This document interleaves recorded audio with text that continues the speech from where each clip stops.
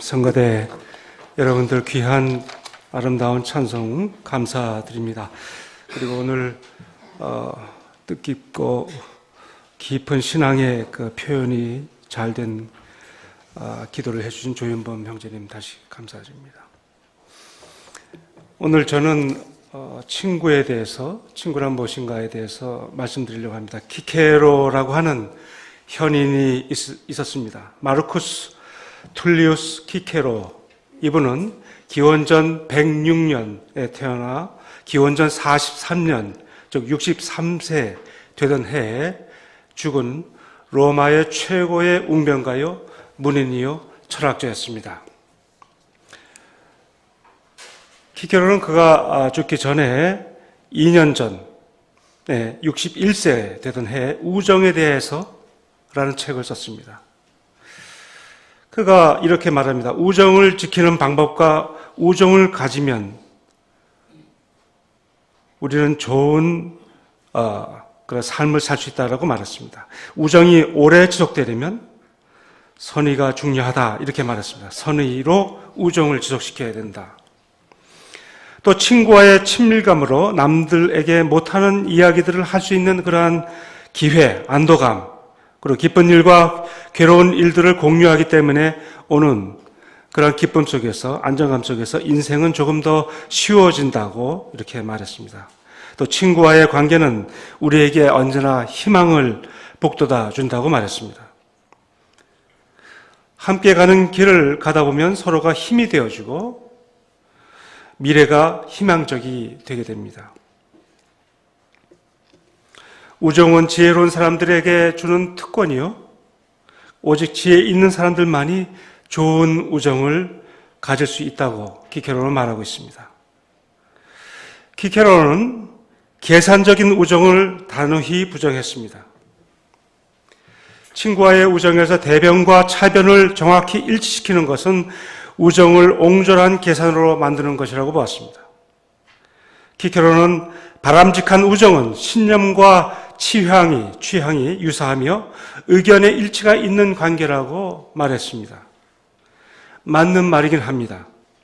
그런데 저는 이 말씀의 진리를 인정하면서도 거기에 약간의 수정이 필요한 것이 아닌가 하는 생각을 하고 있습니다. 즉, 우정은 신념이나 취향들의 차이를 넘어서서 있어야 하는 것이 아니겠는가 하는 것입니다.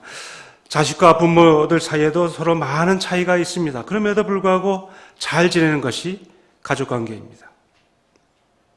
오히려 그런 차이를 오히려 기회로 이용할 수 있는 능력을 우리가 인간이기 때문에 가질 수 있기 때문에 그것이 가능합니다. 사실 차이가 오히려 재미를 불러일으키기도 합니다.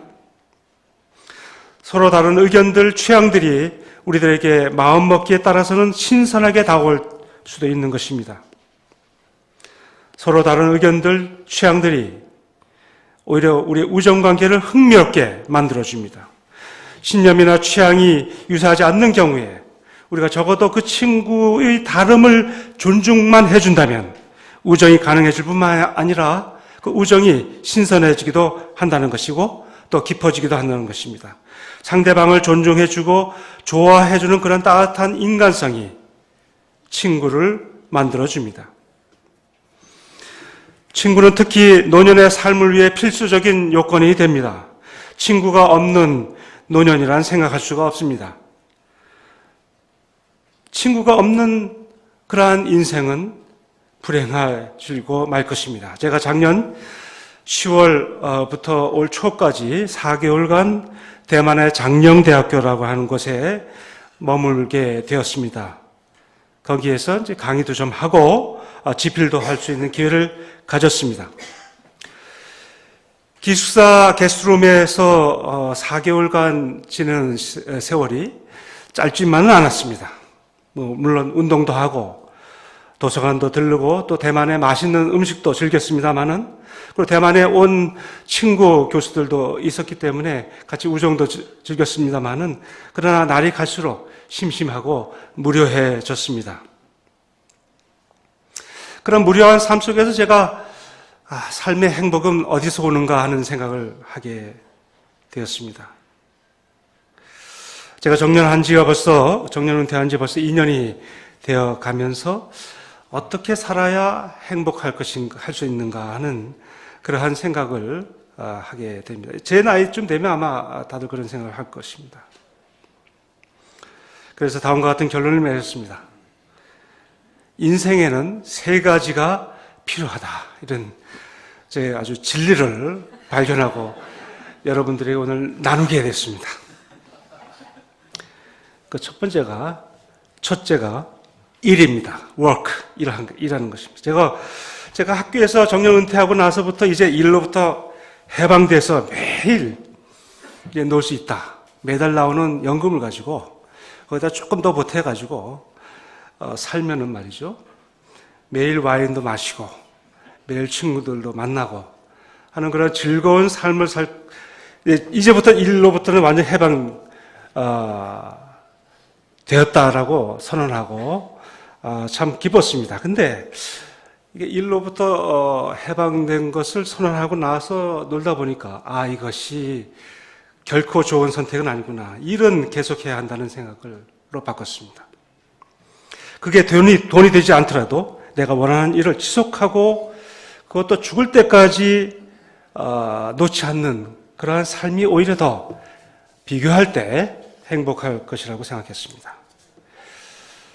죽는 날까지 건강이 허락하는 한 일을 계속해야 한다는 생각을 했습니다. 두 번째 필수적인 조건이 있습니다. 그것은 친구입니다. 제가 오늘 말씀드리려고 하는 것은 주제가 바로 친구입니다만은 우리 모두가 다 배우자가 있습니다. 없는 사람도 있겠습니다만은 사실 배우자는 매우 좋은 친구입니다. 배우자가 우리 인생에 있어서 베스트 프렌드죠. 배우자는 항상 내 편을 들어주고 나를 지켜주는 최후의 친구입니다. 그런데 그 친구가 배우자 한 명만 있다고 생각한다면 우리 인생이 얼마나 옹색하겠습니까? 삶이 풍부해질 수가 없습니다. 친구를 가져야 하고 우정을 쌓아야 합니다. 우정은 평등한 관계에서 나오는 특별한 감정이고 사이 관계입니다. 나이가 엇비슷한 사람들 사이에서 생겨나는 그러한 관계입니다. 근데 저는 10살 아래 친구들도 많이 있습니다. 많이 있다고 말하기보다는 몇 사람이 있습니다.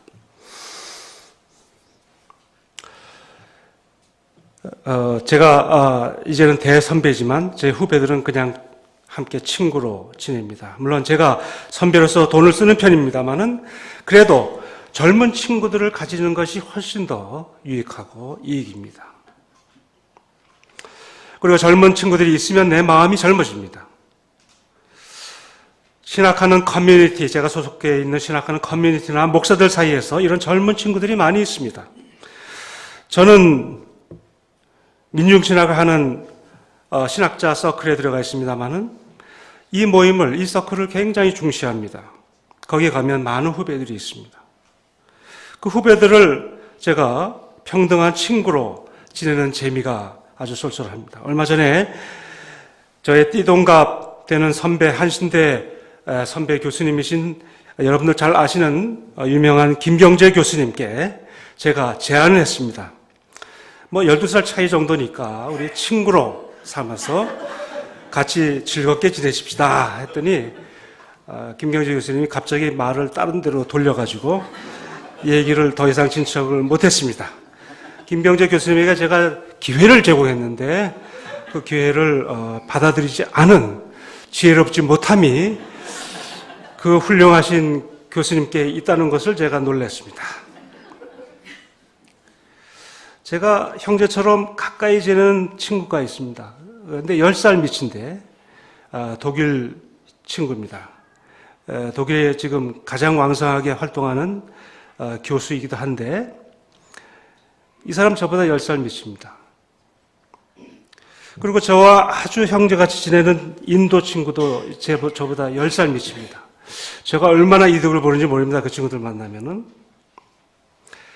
그 저의 이런 젊은 친구들 때문에 삶이 더 풍부해집니다. 제가 이번에 대만에 있으면서도 친구 사귀는 것을 굉장히 중시했습니다. 대만에 있는 친구들도 계속 동지로 그리고 친구로 남아있을 것입니다. 이런 친구들은 제가 신학을 하면서 얻은 친구들입니다. 그 외에도 수많은 친구들이 있습니다. 수많다 그러면 조금 어폐가 있고 좀 몇 명 있습니다. 제가 친구 얘기를 하면 할 말이 많습니다. 제가 대학에 들어가서 곧바로 학생운동에 뛰어들었기 때문에 투옥을 했고 투옥도 몇 번 했고 그리고 몇 년 동안 감옥에 있으면서 그리고 나오자마자 곧 외국에 나가서 유학생활을 하면서 친구들과 거리가 굉장히 멀어졌고 저는 지금 친구들 만나는 친구들 다 40년 만에 만난 친구들입니다. 대체로 제 동창들을 만나고 있는데 대학 4, 50년 후에 만난 친구들이고 이름과 얼굴을 몰랐지만은 지금 아주 친하게 다 지내고 있습니다.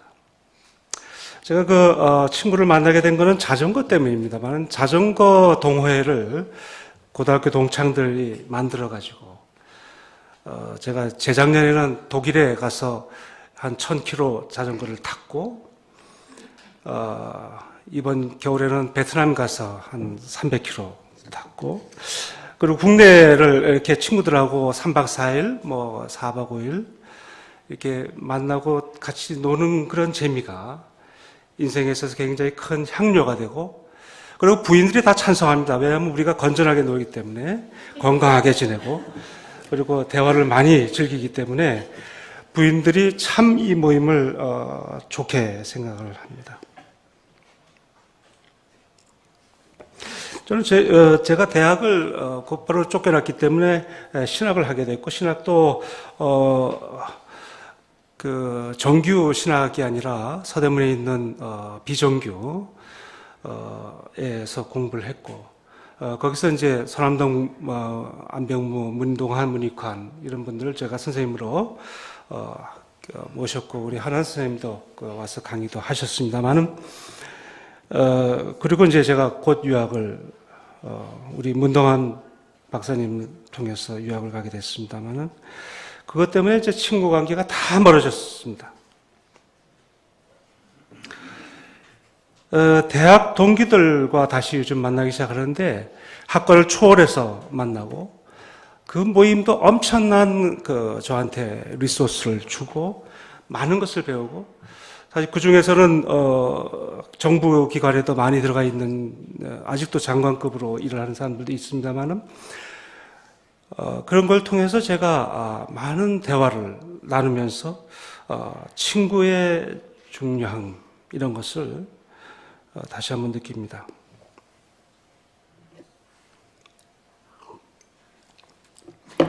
두 번째가 말씀드린 친구입니다만 세 번째 가장 중요한 것입니다만은 뭐니 해도 머니입니다. 돈이 있어야 친구와 잘 지낼 수 있고요.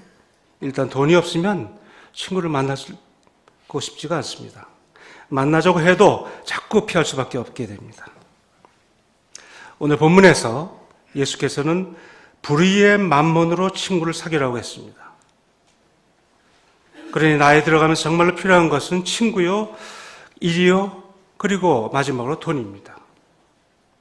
물질적인 뒷받침 없이 뜻 있는 일을 지속해낼 수는 없습니다.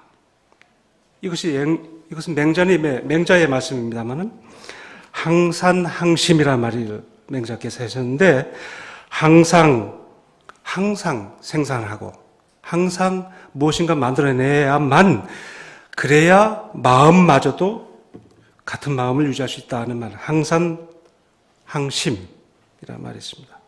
돈이 물질적인 것이 뒷받침돼야 우리가 뜻을 가질 수 있다는 것입니다. 아마 그래서 그런지 예수께서도 불의의 만몬을 언급한 것이 아닌가 하는 생각이 듭니다. 불의의 만몬으로라도 친구를 사귀어라. 그러면 너는 칭찬을 받는다. 이런 말입니다. 제가 인생의 행복의 이 세 가지 조건을 포함은 안 시켰습니다만은, 그러나 사실상 더 중요한 것이 있습니다. 그건 제가 너무나 여러분들 다 잘 아는 거기 때문에 포함을 안 시켰습니다. 그것은 바로 우리의 건강입니다. 건강은 너무나 필수적인 조건이기 때문에 말할 필요가 없습니다. 그러니 그걸 얘기 안 해도 됩니다. 말해봐야 잔소리죠.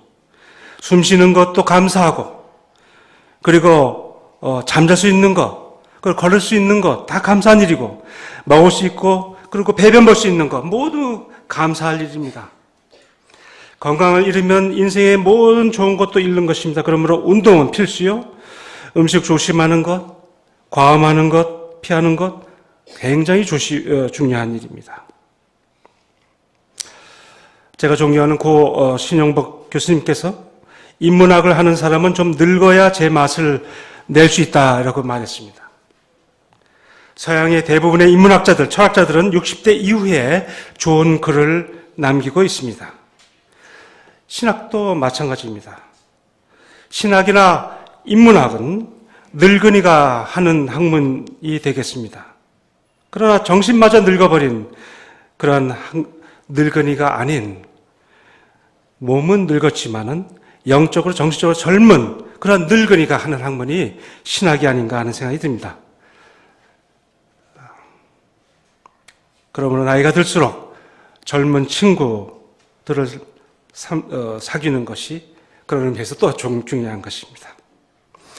저는 제가 나이가 들수록 저의 욕심은 우리 시대에 꼭 필요한, 그리고 한반도에 정말로 필요한 정치신학, political theology, 정치신학, 그리고 정치사상을 형성하고 싶습니다. 그건 저의 앞으로의 과제인데, 문제는 그 정치신학에서 가장 중요한 개념이 바로 친구라는 것입니다. 그렇다면 도대체 친구가 무엇이기에 정치라는 것에서도 그렇게 중요한 조건이 될 수 있는 것인가 하는 것입니다. 저는 이런 생각을 철학자 임마누엘 칸트의 판단적 비판에서 그것을 많이 연구한 한나 아렌트의 정치 철학에서 많이 영향을 받았던 건 사실입니다. 그러나 친구처럼 불명한 존재도 없습니다. 그렇기 때문에 여기도 갖다 붙이고 저기도 갖다 붙이는 거 아닌가. 정치 철학에도 친구의 개념이 중요하고, 우리 개인적 관계 속에서도 삶의 행복을 위해서도 중요하다, 이런 말씀이 된다면 도대체 친구가 불명한 것이 아닌가 하는 생각도 할 수 있을 겁니다. 우리가 친구 관계를 시작할 때 무슨 약혼식 하듯이 하는 것도 없습니다. 그냥 예식 없이 그냥 저절로 되는 것이 친구의 관계입니다. 언젠가부터 시작하는 것이 그런 게 친구 관계입니다. 너무나 자연스러운 관계이기 때문에 언제 시작했지 하는 생각할 때 우리가 그 시점을 잘 모릅니다. 모르는 사이에 우리는 둘도 없는 친구가 되어 있음을 발견하게 됩니다. 서로 보고 싶어 하고, 그리고 얘기하고 싶어 하는 그러한 친구가 이미 되어 있는 것을 볼 때, 이것이 얼마나 아름다운가 하는 생각을 할 때가 많습니다. 친구는 형제자매, 친척, 그리고 남편과 아내와는 다른 인생의 또 다른 반려자가 됩니다. 친구 관계는 부담이 없습니다. 만나고 즐겁고, 그리고 헤어져서 각자 자기 일을 하고 잊어버립니다. 상당한 기간 안부를 묻지 않습니다. 그냥 잘 있겠거니 하고 생각합니다. 만약에 부부관계나 애인관계에서 그러면 큰일 납니다. 그러나 친구는 그렇지 않습니다. 그럼에도 연락이 있으면 더 좋은 친구입니다. 연락이 없어도 되지만 가끔 연락이 오는, 그리고 내가 연락하는, 그것은 우리가 친구임을 확인시켜줍니다. 좋은 친구로부터 은은한 감동을 받을 때 우리의 우정은 더 깊어집니다. 이 친구가 이런 면에서 훌륭한 데가 있구나 하는 것을 발견할 때 우리는 함께 성장합니다. 나도 그만큼 좋은 사람이 되어야 된다는 그러한 동기를 갖게 됩니다. 친구는 그만큼 좋은 것입니다. 심지어 불의의 만문으로 사귀어야 할 것이 바로 친구입니다. 오늘날 북한을 적으로 보느냐 친구로 보느냐로 갈라져 있습니다. 우리 사회가. 북한을 적으로 보려고 하는 세력이 있습니다. 북한의 김정은과 그 체제를 적으로 보는 사람들이 있습니다. 오늘 뉴스를 보니까 이번에 5.18 망언을 한 오늘 기도의 내용에서도 나왔습니다마는 망언한 한 사람이 계속 원색적인 냉전, 반공적인 그런 레토릭으로 국민들을 불안하게 만들고 있습니다. 이것은 예수의 정치가 아닙니다. 예수의 친구의 정치가 아닙니다. 저는 친구 관계를 전제로 하는 것이 정치의 근본이라고 생각합니다. 이것은 예수의 정치이기도 합니다. 상대방을 적으로 간주할 때 그때는 전투를 이기기 위한 음모와 그리고 거짓도 불사하는 그러한 수단과 방법을 가리지 않는 것이 있습니다. 적은 제거해야 할 대상입니다. 거기에는 전쟁이나 전투를 위한 전략과 음모와 술수만 있을 뿐 함께 논의하고 대화하고 합의해 나가는 역동적 친구 관계는 없습니다. 친구의 정치, 우정의 정치는 적을 만들지 않습니다. 적을 오히려 친구로 만드는 것이 바로 우정의 정치입니다.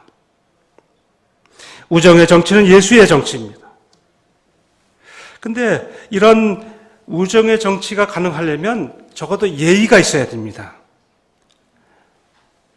예를 우리 공자께서 가르쳐 줬습니다마는, 유학에서 가르쳐 줬습니다마는, 유학의 예는 그런 면에서 이 친구의 정치를 말하는 것입니다. 저는 그렇게 봅니다. 적어도 사람과 사람들 사이에 대화할 수 있는 예의를 지켜야 우리가 함께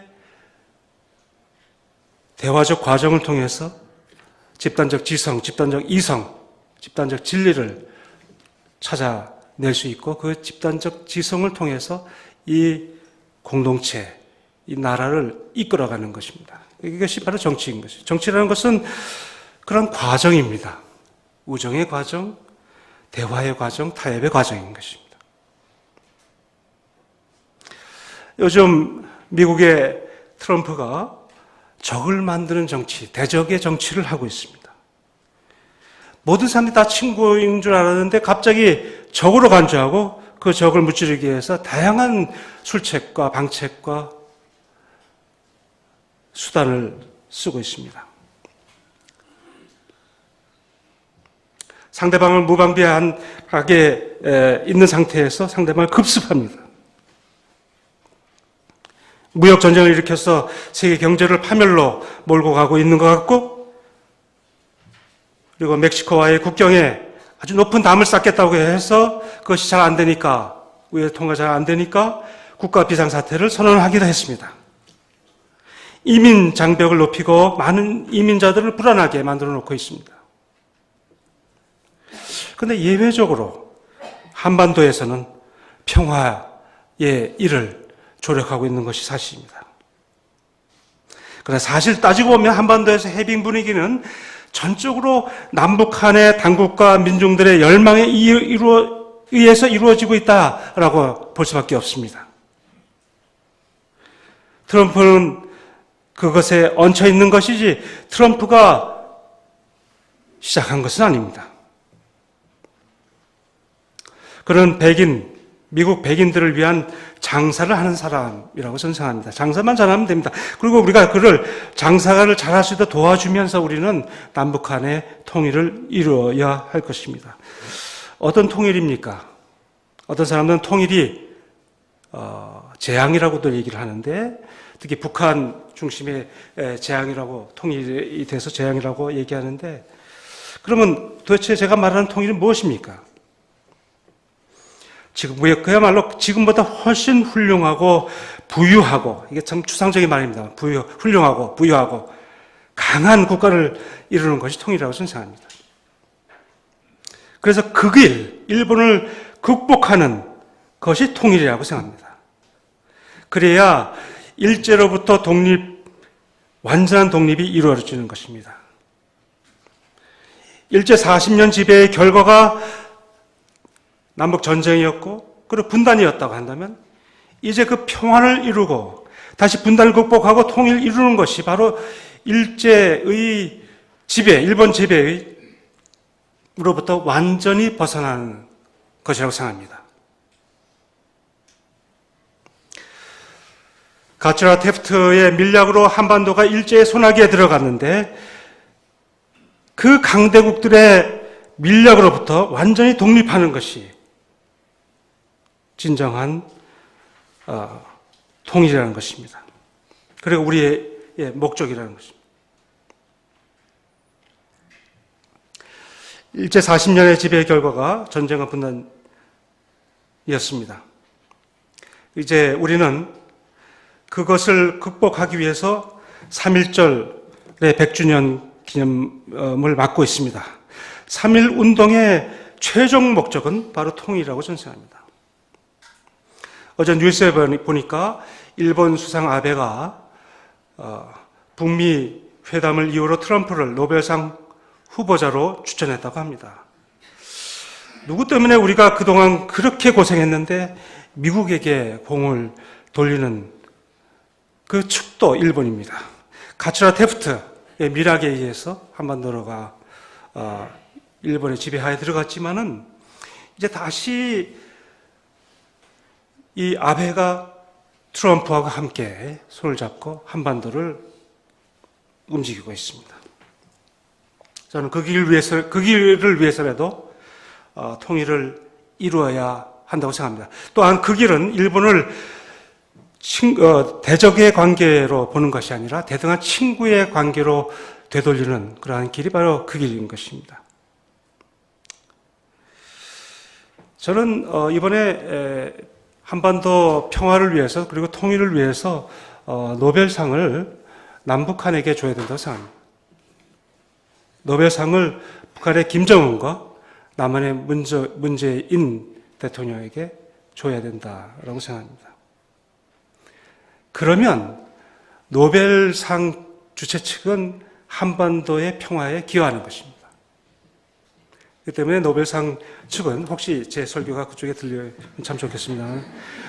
한반도 그리고 세계 인류의 평화를 위해서 노벨 평화상을 남북한에게 줘야 된다라고 전 말씀드리고 싶습니다. 그래야 역사가 바뀝니다. 미국에 주면 그리 좋은 결과가 나지 않을 거라고 저는 생각합니다. 북한과의 관계를 친구의 관계로 재정립해야 하는 것, 이것이 바로 한반도에 있어서의 예수의 친구의 정치라고 생각합니다. 남한에서 존재해야 할 정치도 친구의 정치라고 봅니다. 그리고 친구의 정치여야 합니다. 우리는 적대적인 관계를 조성하는 적대의 정치를 해서는 안 됩니다. 적으로 간주하게 되면 수단 방법을 가리지 않고 적을 제거하는 것입니다.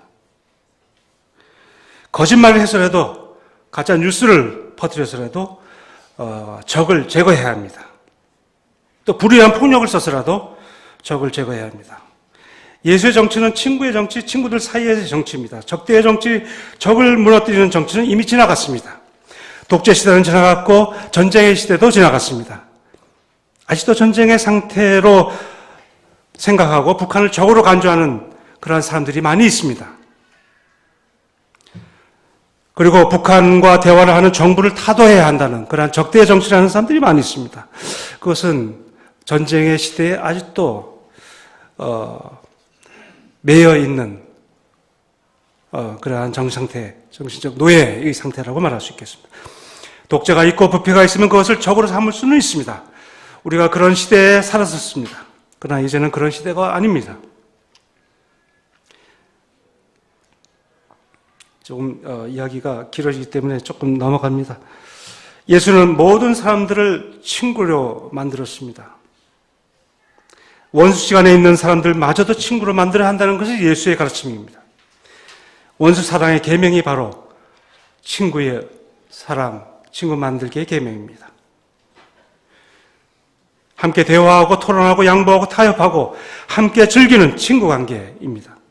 우리 사회의 공동체는 바로 이러한 친구들의 공동체여야 한다는 것이고, 그리고 그러한 공동체의 원형, 그러한 공동체의 사크라멘트, 그러한 공동체의 성사적 사건, 사크라멘트적 이벤트는 바로 교회인 것입니다. 우리 교회 안에도 친구의 관계로 항상 넘쳐나야 된다고 생각합니다. 우정이 있는 곳이 바로 교회입니다.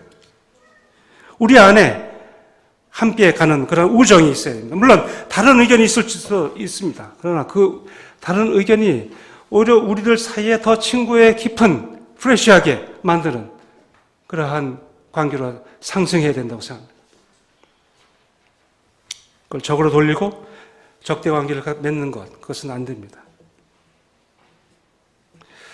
제가 오늘 택한 본문 중에 청지기 얘기, 거짓된 청지기 얘기가 있습니다. 예수님은 기본적으로 불의의 만몬이라고 해서, 만몬이라는 게 굉장히 의미가 부정적인 의미를 갖고 있습니다. 그런데 거기에 불의라는 말을 더 넣었기 때문에 예수님은 분명히 돈에 대해서 특히 조금 부정적인 측면이 있었던 것 같습니다. 그래서 우리가 예수님께서 중립적으로 돈을 본 것이 아니라 약간 왼쪽으로, 그러니까 부정적인 측면으로 좋은 것은 아니다라고 말했던 것 같습니다. 불의의 만몬이라는 말에 언어의 부정성, 그런 언어 속에 부정성이 있습니다. 그럼에도 불구하고 완전히 불의한 것이라고 말하지는 않았습니다. 그 불의한 만몬으로 친구를 사귀면 그러한 불의한 만몬이 완전히 선한 건 아니지만 그래도 괜찮은 것이다, 이렇게 얘기했습니다. 저는 그래서 돈은 죄는 아니지만 죄로 나가기 쉬운 전 단계의 조건, 인간 조건이라고 생각합니다. 휴먼 컨디션 중에 이런 것이 있습니다. 불안이라는 것이 있습니다. 불안이라는 것은 우리의 삶에 항상 놓여 있는 것인데요. 그 불안은 그 자체로 죄가 아니지만 죄를 불러오기 쉬운 조건이 됩니다. 인간 휴먼 컨디션이 됩니다. 그러나 그 불안하기 때문에 그것을 극복하기 위해서 우리가 노력한다면 그 불안 때문에 우리가 더 좋아지고 발전합니다. 그렇기 때문에 이런 것이 항상 나쁘게 가는 것만은 아닙니다. 돈도 그와 비슷합니다. 불안과 같습니다만은 그럼 우리가 그것을 잘 쓰면 좋아질 수 있다는 것입니다. 오히려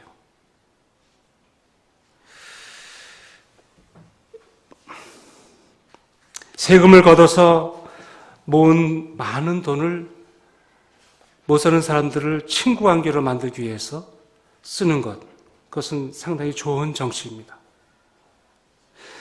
그러나 친구 관계라는 것은 대등한 관계이기 때문에 우리가 세금을 걷어서, 사실상 오늘 이번에 신문을 보니까 우리가 세금을 엄청 걷어들이고 초과 걷어들이고 있더라고요. 그런데 직업적 취업률이 굉장히 저하되고 있는 상태에 빈부의 격차가 굉장히 심하게 되는 상황으로 계속 가면서 수많은 사람들이 가진 자들의 돈을 받아 쓰는 그러한 세상으로 계속 가고 있습니다.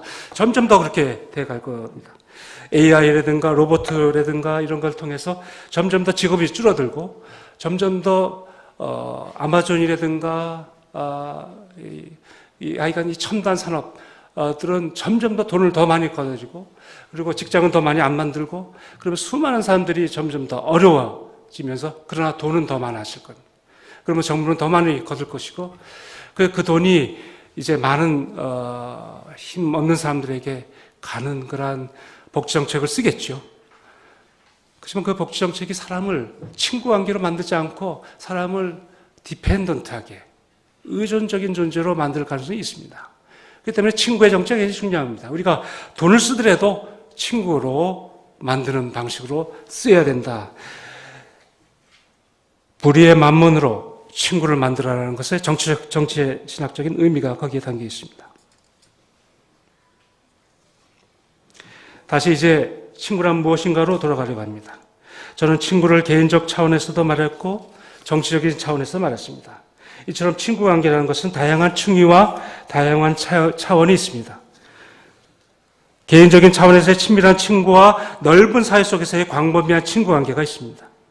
정치적 영역에서 친구 관계가 있고, 그리고 개인적인 관계에서 친구가 있습니다. 이러한 다양한 층위와 다양한 차원과 다양성 속에서의 친구의 개념이 그 속에서 정말 아이디얼한, 우리가 추구해야 할 진정한 친구상은 무엇인가 하는 것입니다. 무엇이 진정한 친구인가를 질문하게 됩니다. 오늘 요한복음의 말씀에서 친구가 무엇인지를 잘 말해주고 있습니다. 사람이 친구를 위하여 목숨을 버리면 이보다 더 큰 사랑이 없다입니다. 사람이 다른 사람을 위해 목숨 버린다고 말하지 않았습니다. 사람이라는 단어 대신에 친구라는 단어를 썼습니다. 굉장히 의미의 변화가 여기 있는 것입니다. 이 말씀 속에는 모든 사람들이 친구여야 한다는 내용이 담겨 있는 것입니다. 내가 좋아하는 사람들만을 위해서 죽는 것은 당연합니다. 그러나 예수께서는 죄인들, 심지어 당신을 상하게 하는 사람들까지도 위해서 죽으셨다고 한다면 그야말로 모든 사람들, 심지어 원수들까지도 예수께서는 친구가 되어야 한다는 것입니다. 그러므로 예수님 앞에서는 우리 모두가 화해하는 친구가 되어야 합니다. 그리고 그 친구를 위해서 죽는 것이 진정한 사랑이라는 것입니다. 예수께서 우리를 위해서 돌아가셨고 우리를 친구로 삼으셨습니다. 예수님은 친구의 가장 전형을 상징적으로 보여주셨습니다. 우리는 그런 우정을 다 실천할 수는 없습니다. 우리는 약한 존재일 뿐이며 죄인일 뿐입니다. 우리는 예수님이 보여주신 우정에 기대해서 우리가 친구를 만드는 것입니다. 우리가 친구를 만드는 것은 바로 예수님이 참여하는 것입니다. 그 속에서 예수님은 함께하는 것입니다. 예수님에게 기대어서 우리는 우정을 갖습니다. 가장 온전한 우정을 그분이 보여주셨기 때문에 우리는 그분을 믿는 것입니다.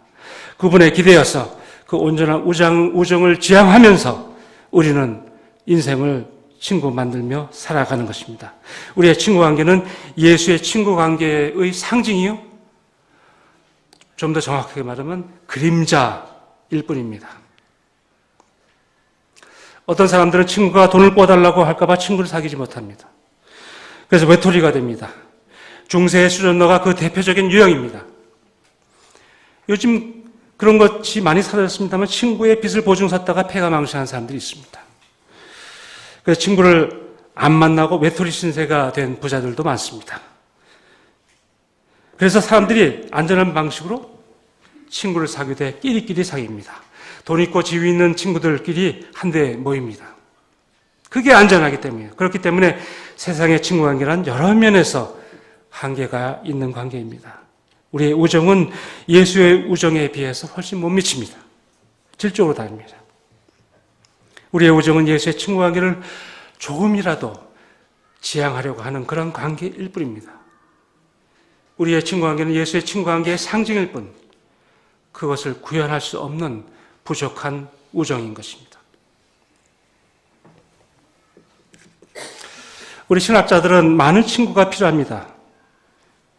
신학자가 아니더라도 철학자들 중에서 많은 친구들을 만난 사람들이 있습니다. 우리가 함께 대화해야 지혜를 모을 수 있기 때문에 그렇습니다. 그래야 서로 많은 것을 배울 수 있고 자극을 받을 수 있습니다. 친구가 있는 삶은 풍부해지고 자극을 받습니다.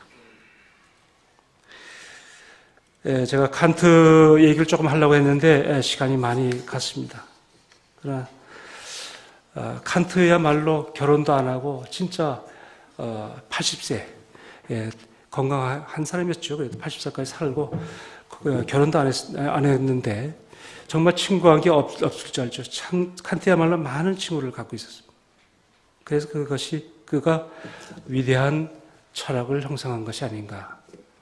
친구 관계 속에서의 대화 속에서 많은 자극을 받았지 않았는가 하는 생각이 듭니다. 우리 크리스찬들은 친구들의 입에서 나오는 소리를 들을 수 있는 귀를 가져야 합니다. 그 소리 속에서 하나님의 말씀이 있을 수도 있겠습니다. 하나님부터 오는 지혜의 빛을 찾는 사람은 신학자요. 그 신학자들은 바로 친구들을 사귀는 사람이요. 또한 우리 크리스천들도 마찬가지입니다. 친구들을 사귐으로써 하나님부터 오는 지혜를 그 속에서 얻을 수 있겠습니다. 다 같이 기도드리겠습니다. 우리의 친구 되시고 우정의 본을 보이신 그리스도 예수를 찬미하고 사랑합니다. 저희들의 삶을 항상 굽어 살펴주시고 저희들이 당신의 마음을 살피며 살아갈 수 있도록 도와주시옵소서. 당신의 이름으로 기도드립니다. 아멘.